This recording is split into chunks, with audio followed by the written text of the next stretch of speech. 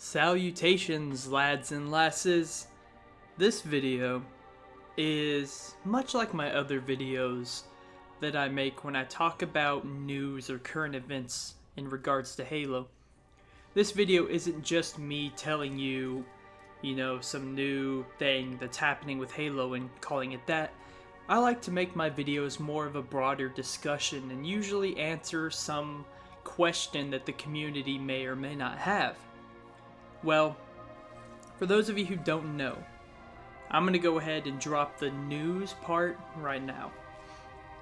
The community in the Halo sphere is really good at taking game files, even from flight builds, and figuring out things that normal players may not figure out. In this case, the community has figured out what is going to be the Battle Pass content rewards for Season 2 of the Master Chief Collection. And it's skins and nameplates. Nameplates? I expected that, to be honest, but I didn't know what else they could really put into a Battle Pass when, all the customization for Halo 3 is already unlocked by default. Same with Halo 4, and we've already gone through all the Halo Reach stuff. Well, skins. Specifically, weapon skins, visor colors, vehicle skins, and maybe some other stuff, but that was the main stuff that was found by the community in the flight's files. And you might be wondering, well, really? Skins? For older Halo games? That's kind of weird. And I assume you fall into one of three categories. Category 1, you're opposed to it. You're like, this is ruining, these OG Halo games. They're just sticking a bunch of nonsense cosmetics in. It's ruining it. I don't like it. Or Category 2, which is, hey, that's really cool. I can't wait to see that implemented. Or, finally, Category 3, where you're like, the concept is cool, but before I really make a decision on whether or not I like this, I would like to get hands-on and see it in practice. So until then, I have my reservations, but I'm open-minded. I consider myself part of that third category. A part of me is like, hey, this is really cool, and it might, make the game look, I don't know, it could be cool, running around with a pink visor or, something like that. But then another part of me is like, well, they really are just tacking this on to a game that's over 20 years old if we're talking about Halo 1, or coming up on 20 years old if you're talking about Halo 2, it's just 4 years away. And so, I don't really know. They might just be like reaching to try to find something to put into a Battle Pass system. But at the end of the day, I'm like, well, we'll have to see. So, the question that I want you to ponder, and the question that I'm going to answer, is this new addition of skins, not so much the nameplates, but mostly the skins, is this new addition of skins ruining the original experience, the whole point of the Master Chief Collection? And I'm going to say no, and I'll explain why. There is one feature that is included that single-handedly, changes the whole concept, the whole aspect of this whole addition of skins, and that is a toggle feature. If you recall, when this flight build was first released, when the flight first started, people noticed that in the settings there's a user skins toggle option. Well, if you put 2 and 2 together, with Season 2 including weapon skins, visor colors, vehicle skins, and a toggle switch, put 2 and 2 together and assume that they work in tandem. Now, why I think this doesn't ruin the MCC or the original experience or the feel of these original games is because, you don't have to see it.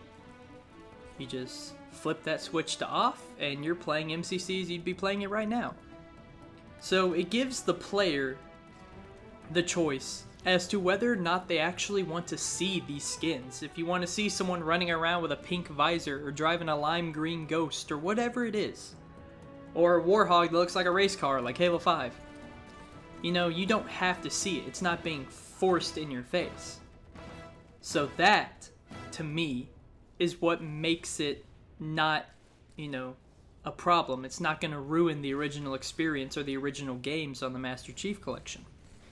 And I want to go a little more broad spectrum for a moment and say that a toggle switch should be mandatory on remasters or whenever you're, you know, tweaking or adding on to an already set in stone, finished, tried and true product.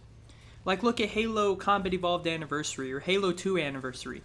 You could switch between the original and the upgraded graphics, cutscenes, audio, everything by just tapping a single button. And you could do it mid-game. You didn't have to load into a mission with these specific graphical settings. You know, I load up in remastered and I have to play the whole mission in remastered. I can't switch. No, you can switch whenever you want. And so, ultimately, I think that's why it's not a problem. Because you can just you can experience it how you want to experience it, is essentially what I'm trying to say. So let's compare that to like Modern Warfare 2 Remastered. If that had a toggle option, A, you would see that the game didn't need to be remastered and that the remaster really wasn't that great graphically. And B, you know, you'd be able to actually sit there and compare mid-mission different things.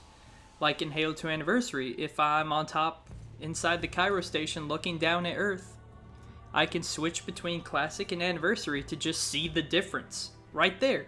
Right in the middle of the mission. I don't have to take a screenshot, you know, quit out, load into the mission on Halo 2 on the 360, you know, backwards compatible with Halo 2 Vista. Or load into the mission with Classic settings enabled on the MCC, take another screenshot and compare them. I can compare it right then and there. So, that's my little, you know, side rant about how I think that toggling tweaks to older games should be mandatory.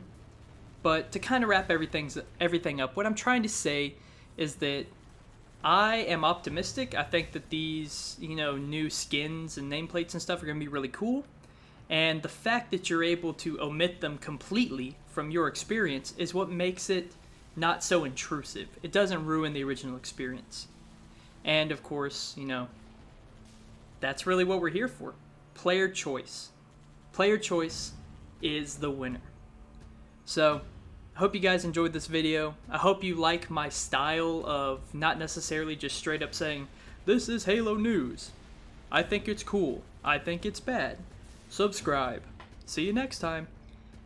I hope you like how I just, you know, kind of ponder some questions and kind of just give a more detailed, you know, side of my beliefs about these things. And as you can tell by me constantly, like, you know, starting a sentence but then deciding I want to say something else and things like that, this is completely unscripted. I actually just jotted down some notes on my phone while I was at work today, and I came home, ate some lunch, and now, boom, we are talking about it. We are recording it. So, I hope you guys enjoyed the video. Be sure to leave a like, comment, subscribe, especially a comment. I really want to know what you think. Whether you agree with me or disagree with me, please tell me. I like having conversations with the community. So, that being said, I'll see you all in the next video. Peace.